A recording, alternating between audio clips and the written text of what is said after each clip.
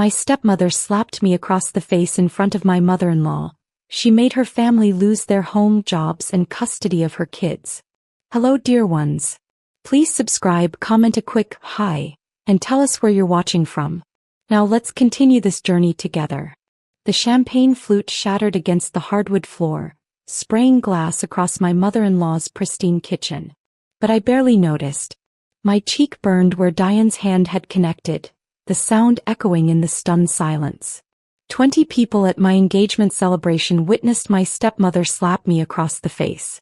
"You ungrateful little bitch," Diane hissed, her perfectly manicured nails digging into my arm. "After everything I've done for you?" My mother-in-law, Catherine, stepped between us, her face tight with controlled fury. "Get out of my house. Now." I touched my throbbing cheek, tasting blood where my teeth had cut the inside of my mouth. My fiancé Evan rushed over, but I couldn't hear what he was saying. All I could focus on was Diane's twisted expression. Not embarrassment or regret, but pure, seething hatred. "Mom, what's happening?" My younger half-sister Claire appeared in the doorway, her 8-year-old face confused and scared. This wasn't the first time Diane had hurt me, but it would be the last time I stayed silent. Let me take you back 6 months, before this moment, before everything fell apart. Back when I still believed family meant something. Back when I thought loyalty and love could overcome toxicity. I was so naive. If you've ever dealt with a toxic step-parent or felt invisible in your own family, leave a comment below. You're not alone in this struggle. My story starts 22 years ago when my mother died giving birth to me.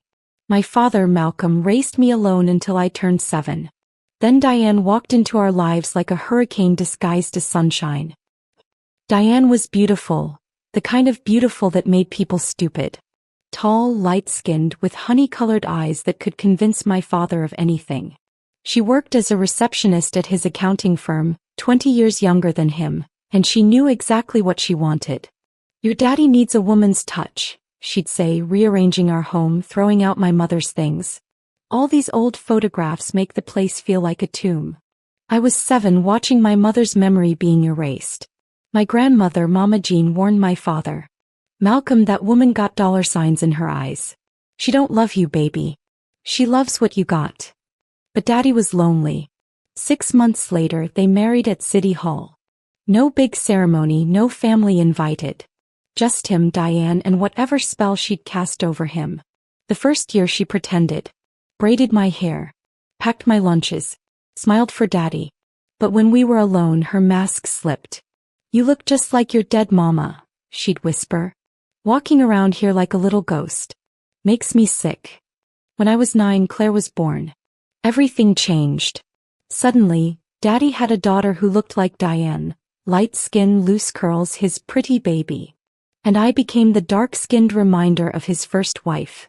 The child who killed the woman he truly loved. That's what Diane told me. Over and over. Until I almost believed it. 3 years later, my brother Marcus Jr., we called him MJ, arrived. Now Diane had 2 beautiful children and I was the outsider in my own home. By the time I turned 16, the hierarchy was clear. Claire and MJ got new clothes, private tutors, and summer camps. I got Claire's hand-me-downs and constant criticism. "Why can't you be more like Claire?" Diane would say at dinner. She got straight A's again. "What did you get?" "B's. Pathetic." I had a 3.8 GPA. Claire had a 4.0, but she was in regular classes while I took all AP courses. Nobody mentioned that. Daddy worked 16-hour days building his accounting practice into something bigger. He missed everything: parent-teacher conferences, school plays, my track meets. When he was home, Diane had his ear. "Your daughter is so disrespectful," she'd lie. "Talked back to me again today. I'm trying my best, Malcolm, but she hates me." He'd look at me with disappointment. "Apologize to Diane. Show some respect." I learned silence was survival. Mama Jean saw through everything. "Baby girl, you document everything," she told me during one of her weekend visits. "Write it down. Dates, times, what happened. One day you'll need proof." I started a journal. Every cruel comment.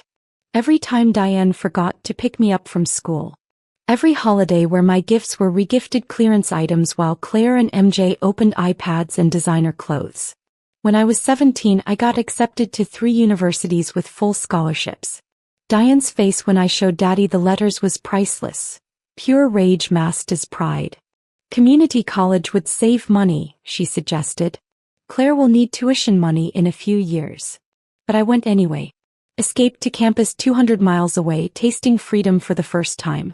College was my rebirth. I joined the Black Student Union, made real friends, and met Evan Miller during sophomore year. He was a junior, pre-law, with the kindest smile I'd ever seen. Our first date was coffee at the campus cafe. We talked for 4 hours straight. My mom raised me and my sister alone, he shared. Taught us that family means showing up, not just sharing blood. I told him about my family. All of it. Most guys would have run. Evan listened, held my hand and said, "You deserved better. You still do." His mother, Catherine, welcomed me immediately. Sunday dinners at her house became my sanctuary. She cooked with love, real love, not obligation. She asked about my classes, my dreams, my thoughts. She saw me. "You're going to do great things, sweetheart," Catherine would say, and I believed her because she believed in me. Evan proposed during my senior year. Simple, perfect, on the campus quad where we'd met. "I want to build a family with you," he said. "The kind you deserved growing up." I called Daddy to share the news. Diane answered. "Malcolm's busy. I'll tell him." She hung up before I could speak again. 3 days later, Daddy called back. "Congratulations, princess." He still called me that sometimes when Diane wasn't listening. "When's the engagement party?" "Catherine's hosting something small next month. Just family and close friends." "We'll be there," he promised. I should have known better. I should have remembered that Diane never let good things happen to me without poisoning them first. But I was happy, finally happy, and I let my guard down. The morning of the engagement party, Diane called. "What should we bring?" "I'm thinking of making my famous sweet potato pie. Everyone loves it." Red flag. Diane never offered to cook for me. Never offered anything without strings attached. "Catherine's handling everything, but thank you," I said carefully. "Oh." Her voice cooled. "Of course. The perfect mother-in-law. Must be nice having someone who actually cares about you." There was the poison. Evan noticed my tension. "Baby, what's wrong?" "Just Diane being Diane." "I'm fine." But I wasn't fine. My stomach churned all morning. Mama Jean had fallen ill the week before, pneumonia, and couldn't attend. She was my shield, my witness. Without her, I was vulnerable. Catherine's home was beautiful, decorated with ivory and gold. About 30 people mingled. Evan's family, our friends from college, my track coach who'd mentored me. And then my family arrived. Daddy looked older, grayer. He hugged me tight. "Proud of you, princess. Your mama would be so proud." Claire had grown into a beautiful 13-year-old. She hugged me genuinely. "I'm so happy for you, sissy." MJ, now 10, was glued to his phone. He barely acknowledged me. And Diane. She wore white, to someone else's engagement party. Her smile was sharp as she surveyed Catherine's home, calculating, comparing, judging. "Beautiful house," she said to Catherine, but it sounded like a challenge. "Must have cost a fortune. What does your husband do?" Catherine's smile tightened. "I'm widowed. I'm a nurse practitioner." Diane's expression flickered. Surprise, then something uglier. Contempt, maybe. Here was a single black woman who'd built something beautiful without a man's money. Everything Diane wasn't. Everything exploded over a toast. Catherine raised her glass. "To my future daughter-in-law, a young woman of remarkable strength and grace. Despite challenges in her life, she's graduating summa cum laude, heading to graduate school, and most importantly, she's kind. Evan, you chose well." People applauded. Evan kissed me. I felt loved, seen, celebrated. Then Diane stood up. "I'd like to add something." The room fell silent. Daddy looked nervous. "I've raised this girl since she was 7 years old," Diane began, her voice syrupy sweet. "And let me tell you, it hasn't been easy. She's always been difficult, ungrateful. My biological children adore me, but this one. She laughed. Cold as ice. Never appreciated anything Malcolm and I sacrificed for her. My blood turned to ice water. Evan's hand found mine, squeezing tight. Catherine stepped forward. I think that's enough. No, let me finish, Diane continued, wine sloshing in her glass. Malcolm paid for everything. Every opportunity. And what do we get? She barely calls. Barely visits. Acts like we don't exist. And now she's marrying into this. She gestured around dismissively. Well, I hope you know what you're getting, Catherine. She's not the angel you think she is. Stop. My voice cracked. Just stop lying. Diane's face transformed into fury. Lying? You little bitch, I raised you. You tormented me. The words exploded out. You made my life hell for 15 years. You want to rewrite history? Everyone here can see through you. That's when she moved. Fast. Her hand connected with my face so hard my head snapped sideways. The champagne glass fell from my hand, shattering. Catherine grabbed Diane's arm. Get it. Now. You don't tell me what to do. Diane shrieked. Malcolm, say something. But Daddy stood frozen, shame etched across his face. He'd witnessed everything. Finally, after all these years, he'd seen his wife's true nature on full display. Evan pulled me close. Are you okay? I nodded, though tears streamed down my face. Not from pain, from years of suppressed rage finally surfacing. Claire was crying. Mom, why did you do that? Shut up, Claire. Diane snapped. That was Diane's mistake.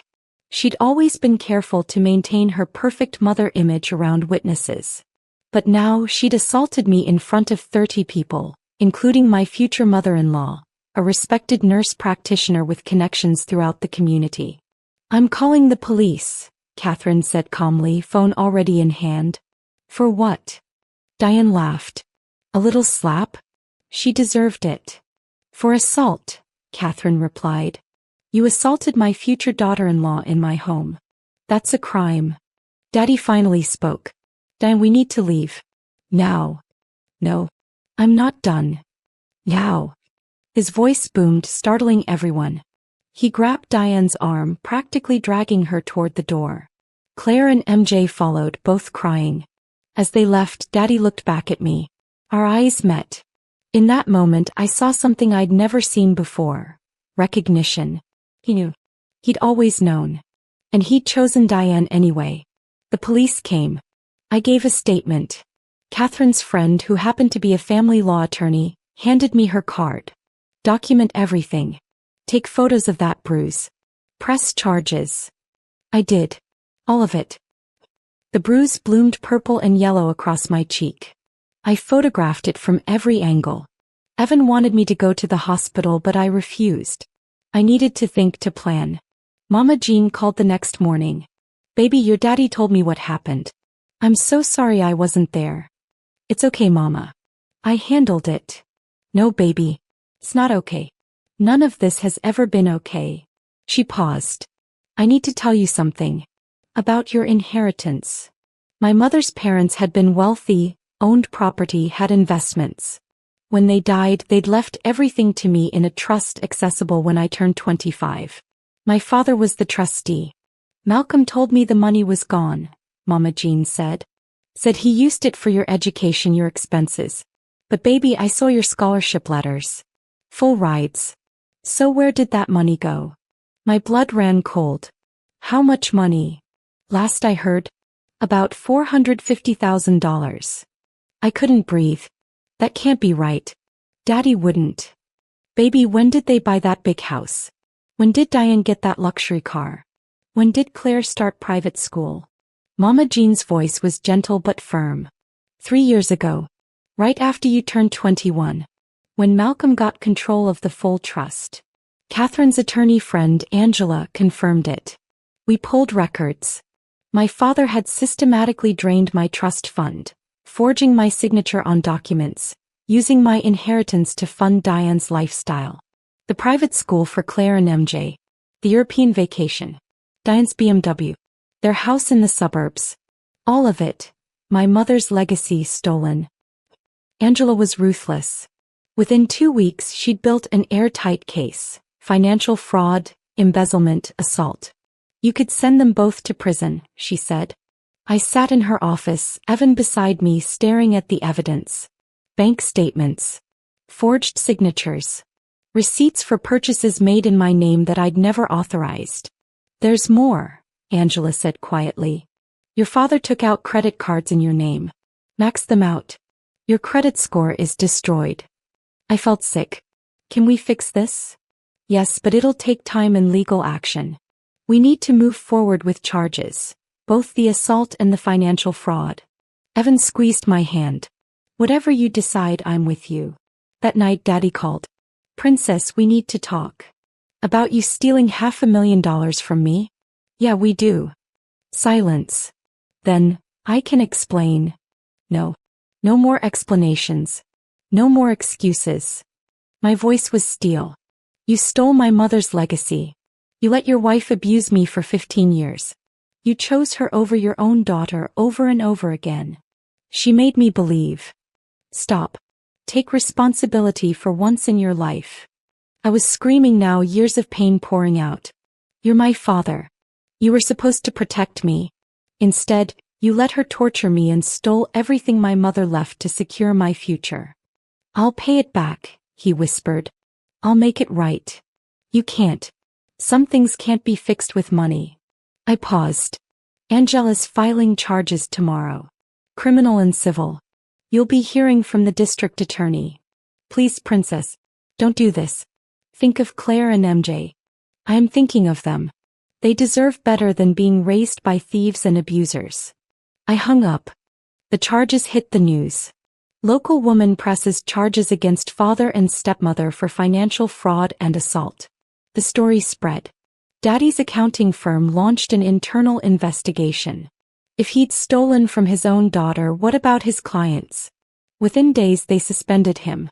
By the end of the week, he was fired. Diane's social media presence, all those perfect family photos, became evidence. People from our community came forward. I always knew something was wrong in that house, one former neighbor told investigators. That little dark-skinned girl always looked so sad. The bank foreclosed on their house. Without Daddy's income and with legal fees mounting, they couldn't make the mortgage. My inheritance money was gone, spent on a lifestyle they couldn't maintain. Claire called me crying. We have to move. Mom's hysterical. She blames you for everything. I'm sorry you're going through this, Claire. But I didn't do this, they did. But they're my parents. Where are we supposed to go? My heart broke for her. She was innocent. So was MJ. Claire, do you understand what they did to me? She was quiet. Then, Mom's been saying awful things about you my whole life. I never questioned it because she's my mom. But watching her hit you at your party? Hearing Dad admit he took your money? I don't know what's real anymore. I love you, Claire. This isn't about hurting you. It's about accountability. 2 weeks later, Child Protective Services opened an investigation. Angela had provided them with evidence of financial instability, domestic violence, and my journal entries documenting Diane's treatment of me, including times when Claire and MJ witnessed the abuse. CPS moved fast. They interviewed Claire and MJ separately. The kids told the truth about the instability, the fighting, Diane's increasingly erratic behavior as their world collapsed. Mama Jean, despite her illness, petitioned for temporary custody. Those babies need stability, she told the judge. Their parents are facing felony charges. I'm their grandmother. I can provide a safe home. The judge agreed. Claire and MJ moved in with Mama Jean while the criminal cases proceeded. Diane showed up at my apartment. I don't know how she got past building security, but suddenly she was pounding on my door, screaming. You destroyed our family. You took my babies. You evil, ungrateful bitch. Evan called the police while I recorded everything through the peephole camera. They were never your babies, I said through the door. They were children you used as props. Now they're safe from you. Safe? You think they're better off with that old woman? She can barely take care of herself. She has more love in her little finger than you have in your entire body. The police arrived. Diane violated the restraining order Catherine had helped me file. More charges. More evidence of instability. At the custody hearing, the evidence was damning. Diane's history of abuse, caught on recording. The financial crimes. The assault. Character witnesses who testified to her cruelty. I gave those children everything. Diane screamed at the judge. I'm their mother. You gave them trauma, the judge replied. Supervised visitation only, pending resolution of criminal charges. Daddy said nothing. He sat there broken, watching his life disintegrate because he'd loved the wrong woman more than he'd loved his daughter. The trials were swift. The evidence was overwhelming. Daddy pled guilty to financial fraud and embezzlement, receiving 3 years probation and a 10-year repayment plan for the stolen inheritance. His accounting license was permanently revoked. Diane fought the assault charge, claiming self-defense. The jury deliberated for 90 minutes. Guilty. 6 months in county jail, plus anger management classes and a permanent restraining order keeping her away from me. She sobbed in the courtroom. This is insane. I'm not a criminal. I'm a mother. The judge was unmoved. You assaulted someone at a family gathering, Miss Peterson. You showed no remorse. You consistently blamed the victim. This sentence is lenient. I watched her being led away in handcuffs. I felt nothing. No satisfaction, no vindication. Just exhaustion and grief for what could have been if she'd just chosen love over cruelty. Claire and MJ remained with Mama Jean. The judge modified the custody arrangement. Mama Jean would have primary custody until the kids turned 18. Daddy could have unsupervised visits. Diane would have supervised visits only 2 hours per month. This isn't what I wanted, I told Angela afterward. You wanted accountability, she replied. This is what it looks like. Evan and I postponed the wedding. Too much trauma, too much chaos. We needed time to heal, to rebuild. Daddy tried to apologize. Multiple calls, letters, showing up at Mama Jean's house hoping I'd be there. Finally, I agreed to meet him. A coffee shop, public, neutral. Evan came with me. Daddy looked like he'd aged 20 years. His hands shook. I'm sorry, Princess. Daddy's voice broke. I'm so sorry. Sorry doesn't fix this, Daddy. Sorry doesn't give me back 15 years of abuse. Sorry doesn't restore the inheritance Mom left me. Sorry doesn't erase the fact that you chose Diane's comfort over my safety, every single time. Tears streamed down his face. I was weak. I was lonely after your mother died, and Diane made me feel, I don't know, alive, I guess. By the time I saw who she really was, I'd already built a life with her. I had Claire and MJ. I convinced myself you were exaggerating, that you were just being a difficult teenager. I was a child. Your child. My voice cracked. I needed my father and you abandoned me. I know. God, I know. He reached across the table, but I pulled back. Can you ever forgive me? I looked at this man. My father, the man who'd read me bedtime stories and called me his princess. The man who'd also stood by while his wife destroyed me piece by piece. I don't know, I said honestly. Maybe someday. But right now, I need space. I need to heal. What about Claire and MJ? They ask about you. I call them. I visit Mama Jean's house when they're there. Those kids are innocent in all this. I won't punish them for your mistakes. And us. Will you ever let me back into your life? I thought about it. Truly considered it. If you do the work, Daddy. Real work. Therapy. Taking full accountability. Rebuilding trust over years, not weeks. Maybe.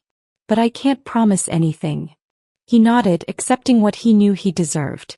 6 months later, Mama Jean passed away peacefully in her sleep.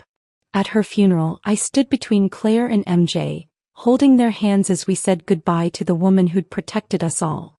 Diane didn't attend restraining order. Daddy stood alone in the back, grief and regret etched into every line of his face. As we lowered Mama Jean into the ground, I realized something. I'd won the battle but lost so much in the war. My inheritance, my family, the grandmother who'd been my sanctuary. The price of justice had been steep. But I'd also gained something invaluable. My voice, my power, my refusal to accept abuse as love. That evening, Evan held me as I cried.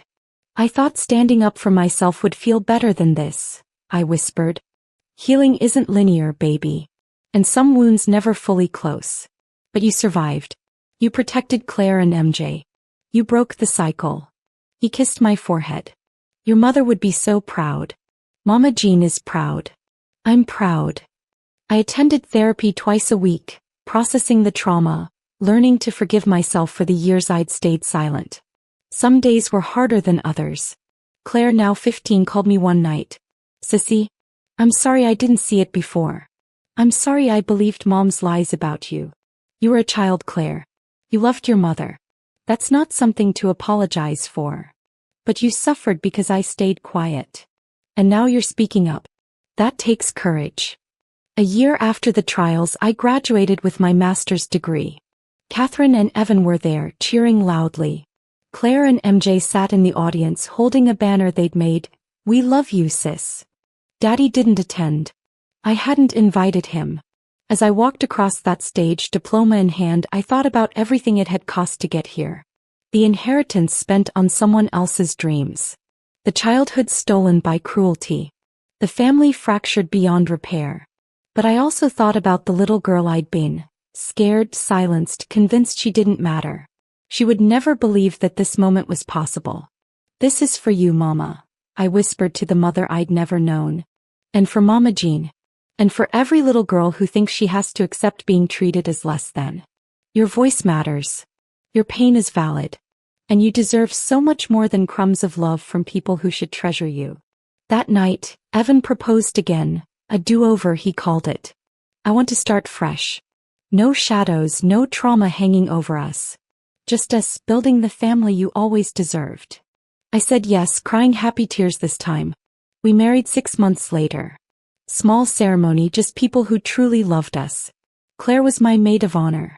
MJ walked me down the aisle. As I took my vows, I glanced at the empty seat we'd left for Mama Jean. And in that moment, I felt her presence, her love, her pride. I'd survived. I'd fought back. And though the cost had been devastating, I'd reclaimed something that had been stolen from me since childhood. My worth. Sometimes doing the right thing doesn't feel victorious. Sometimes it just feels necessary. Like bleeding poison from a wound so it can finally heal. My stepmother took everything from me. My inheritance, my childhood, my sense of safety. But she couldn't take the most important thing. My refusal to disappear, to stay silent, to accept abuse as love. To anyone reading this who's living in a toxic family situation, your feelings are valid. The abuse is real even if others can't see it. And one day when you find your voice, when you stand up and say, enough, that will be the day you start reclaiming your life. It won't be easy. The people who hurt you might face consequences. Your family might fracture. You might lose people you love in the pursuit of protecting yourself. But you'll gain something infinitely more valuable, yourself. And that, I've learned, is worth everything. If this story resonated with you, please like, subscribe, and share your own experiences in the comments. Have you dealt with toxic family members? How did you find the strength to set boundaries? Let's support each other in the comments below. Remember, you are worthy of love, respect, and protection. Never let anyone convince you otherwise.